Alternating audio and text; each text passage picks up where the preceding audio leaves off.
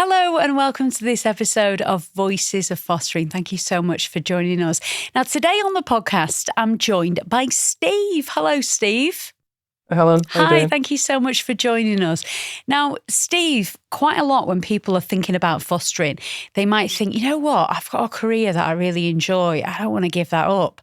So I think it's really interesting to speak to you today, Steve, because you foster alongside your wife. She is the primary carer, but you work full time as well, don't you? Yeah, so I'm a full-time employee at Transport for London.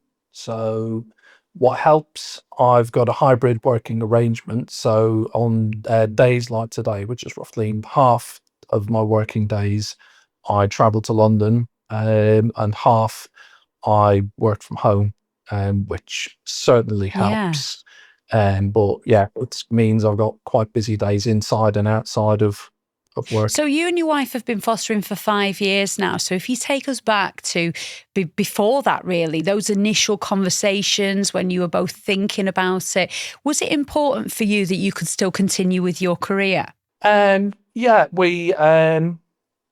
I mean, I guess it's like parenting. You know, we have our own kids as well, and I wanted to continue doing my job. So that was always what we thought we would do. But we'd had a lot of conversations over the years about fostering, and when we finally came around to do it, we didn't see any reason to change the situation of me still doing this job, because like parenting, fostering isn't something that only happens from 9 to 5 on Monday to Friday. So there's plenty of other stuff going on outside of those hours Yeah. too. So you said you Yeah. have your own children. What was it about fostering, Yeah. Steve, that piqued your interest? Um, my wife's dream job has always been working with kids. So previously, my wife had done childminding. My wife was an au pair back in the day, and she'd done childminding jobs. We'd done childminding in the home. I've worked with kids in the nursery. So it was very much, I think felt like a natural progression almost to move to that next. And I get on great with kids too. And like, that side of my life, and I've always, enjoyed on the house clown, I think would be the dynamic. My wife is there, Ildy's the sort of day to day, keeps everybody organized, make sure everybody does what they have to do, and I'm, there to help or entertain or whatever when I'm around. So you've been fostering now for 5 years. If I do a bit of maths, that takes Yeah. us back to sort of 21, which was the pandemic. So what was it like during that time? Yeah. So yeah, we were approved and started fostering 5 years ago, but it was a lockdown Wow. conversation that got the ball Yeah. rolling on the whole assessment process. We'd seen something on the telly that just prompted us. We've talked and talked about doing this over the years, but we'd never actually done it. Let's see what we can do. Did a little bit of research on the phone, um, and found the agency, and there was a, if you're interested, send a text to this number and we'll get back to you. So we thought, we're sitting around looking at each other. We've got time, we've got the space to do this. Why not take the plunge and see what Yeah. happens? So what was your assessment process like then? I imagine it was maybe a little bit different to normal with it being, during the pandemic. Yeah, it was. So there was sort of stop and start, because a lot of the assessment was face to face. So there was a few spells when we couldn't actually meet face to face. So it maybe took a little bit longer. I think it was about 9 months of on and off going through the assessment process before we got approved. Um, but yeah, it was still, that was an interesting process. And then tell us about after you got approved then, your first child that came to live with you. How soon after was that? It was a couple of months from when we'd been to panel and got approved, and then it was one Friday afternoon, I was working from home, and the phone went, and the referral sounded okay. Um, so we said, okay, that sounds good. It was an emergency. So they had some two young girls who needed somewhere that day. And when you first say yes, it doesn't necessarily follow that it will be you. There may be other carers also saying yes. And so we just had to wait. We were, absolute bag of nerves waiting to hear back. And then a phone call or so later, I was on the phone to somebody, and I'd sort of said to my wife, I think this might actually happen. And I think it was like 3 hours later, we got a text just came through, and it was sat nav says we'll be there in 10 minutes. 10 minutes later, the doorbell went, and in they came. Wow. So in those 10 minutes, what sort of feelings and emotions are going on for you and your wife, Steve? I think we were excited and petrified at the same time, but we're like, oh my God, because we just didn't know um, what two complete strangers, two young kids were going to be the other side of the door, and what that was going to be like for them, or for us, or for our boys. I suppose, Steve, you don't ever really know what to expect, do you? So do you think it's important to always keep an open mind, really? Absolutely. I mean, we were really lucky in the assessment process.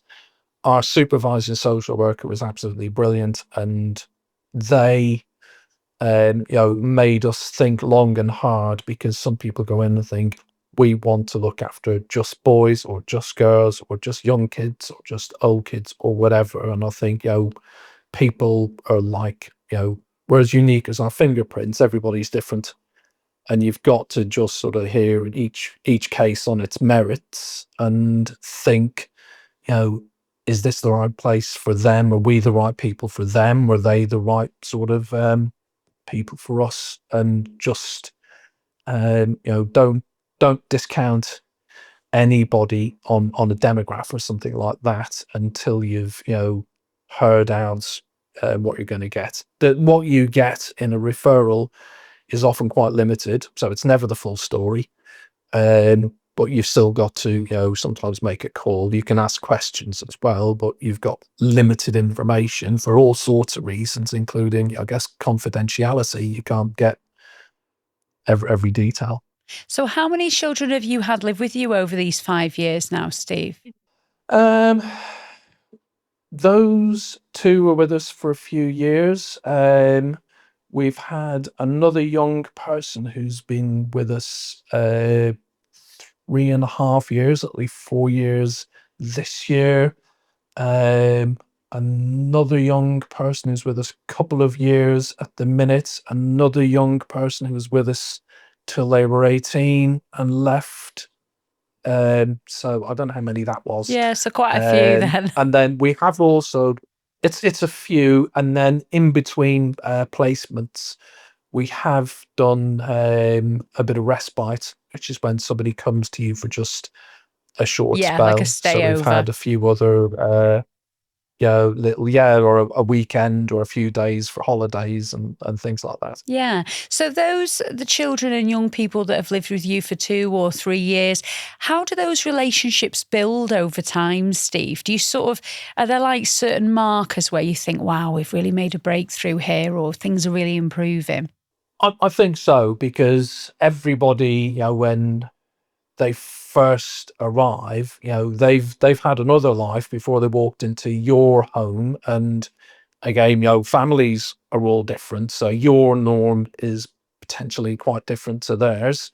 So there's always getting to know you period, and people, forming, testing each other, I guess, and then, forming closer bonds. But over time, I think, everybody can settle in, and that's what we want. We always wanted not to have a revolving door. We wanted, just to have other people join the household and experience everything we did. So I think, one of the nicest things, we've heard is when we've been on holiday and seen extended family who we maybe don't see very often. And somebody has said, looking at, the kids playing together, that if they didn't know they weren't brothers and sisters, they never would have guessed. That's amazing to hear, isn't it? And I imagine when you see the children, feeling really relaxed, that must feel like a real achievement for you. Are there any moments that sort of stand out? Lots. I think, I've just not, it doesn't sound extraordinary, but I've sat in the living room on a Saturday morning with a cup of coffee and seen the kids, darting up and down, screaming, going mad. But just thinking, they're relaxed and happy enough to have a bit of unbridled fun in, our home, is nice that they can relax and have that much fun and feel at home with us. Yeah, that must feel like a real achievement, Steve. Uh, And you yeah. said earlier your wife is the main carer, you work full time. So what does a typical day look like for you and your fostering family? Um, it depends on days like today when I'm in London. We live in South Lincolnshire, so I've had to get up quite early this morning, so I'm gone before anybody else is up. And I'll this evening I'll travel home and I'll actually go meet the family at the swimming pool. Oh, So amazing. some of them who aren't in lessons can go home and finish off their day, and younger ones will go to bed while I'll wait for the others. On days when I'm at home, I get to have a little bit of a part to play in the start of the day, so I can help with breakfast and do one of the schools that some of the kids go to is over the road, so I can run kids over to the school, which is nice, or take somebody to the bus stop down the road. Obviously, can't go too far because I'm still trying to, sit down and join meetings by 9 o'clock. But I can do something to keep the all the cogs turning, get everybody where they're supposed to be, when they're supposed to be, and then after work in the evenings, it's nice because I can then be there for, picking somebody up from the bus stop Yeah. and so on. With there's a few kids. There's in total at the minute 6 um, in the Oh, house. wow. So it's really busy. We're generally that's more than we would have, but there's one young person needed sometime after they were 18, and we were asked if we'd be happy to have them stay a while longer, and we said fine. Yeah. So they are. But yeah, there's always something to do. Yeah, So sounds like I a think very busy that household you've got there, Steve. yeah, working or not working, in the times when I'm not doing my day job, if you like, it's Yeah. busy. And I think as a couple, you've got to both be into it and playing a part. You can't, you can compartmentalize a job like what I'm doing right now in the office, but a job like that, it's a lifestyle choice, so it's there all the Yeah. time. Well, it's been wonderful to chat to you, Steve, and get a bit of an insight into your fostering family at the moment, a very, very busy one. Just before you go, Steve, if there was anyone watching or listening, maybe they're thinking about fostering, they've heard about it, they think it might be for them, how would you encourage them to take that next step and maybe make an inquiry? We did a very little bit of internet research. I mean, if somebody's watching this, they're aware of your organization, but I would say you're not going to be frog marched off and forced to do fostering if you don't want to. So if you want to talk to people, get in touch with your local branch, and that you can talk to people who will give you um, a lot of really insightful information. Let you talk to other carers But if somebody's thinking about it, take the first couple of steps, and you'll get told, an awful lot of what you need to know to make an informed And you decision. can really make a Um, difference, can't you, Steve, to so many children's lives? I think that's so important to remember, isn't it? yeah, it's given us, a bit of a surprise. We didn't realize. I think when people talk about being privileged, you a lot of people maybe say that these days, and you don't realize. I think I probably said and didn't realize quite how privileged a life I lead, and a lot of people lead. And when you see, what other, kids out there are experiencing, what some of them have gone to, what their day to day lives are like, it's, quite an eye opener. And if somebody's got the inclination and the time and the space to do it, I don't. We've had ups and downs, trials and tribulations, but we 100% are delighted we did what we did, and would, recommend it, to anybody else. And certainly, if you're thinking about it, it's worth, making the call, and, finding out more. The agencies and that you talk to, they don't want to force people into it. They'll only, progress if it's right for their organization and the people in question. So just give it a whirl, find out a bit more. Well, thank you so much, Steve, to you and your wife for all the incredible work that you do. And thank you so much for chatting to us today. No problem. Nice talking to you. Thank you so much for joining us for another episode of Voices of Fostering. If you'd like to find out more, head online and search National Fostering Group and make this the year you foster.